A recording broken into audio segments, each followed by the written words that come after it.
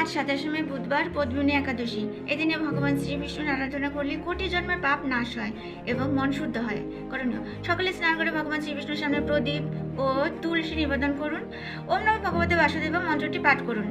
মাহাত্ম্য, শাস্ত্রে বলা আছে যে ব্যক্তি এই একাদশী নিষ্ঠার সাথে পালন করে সে মৃত্যুর পর বিষ্ণুলোক প্রাপ্ত হয় এবং জীবনের সুখ শান্তি লাভ করেন। আসুন আমরা সবাই মিলে আজকের দিনটা ভগবানের সেবায় কাটাই। হরে কৃষ্ণ।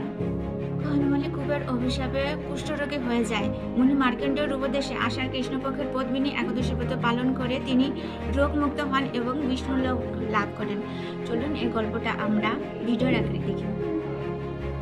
तूने राग देखा है, कुनेर तुम्हें अथेह हैं, किंतु तुम अपने कर्तव्य से भटक गई हैं। अतः मैं तुम्हें शाप देता हूँ, तुम अभी कुष्ठ रोगी हो जाओ।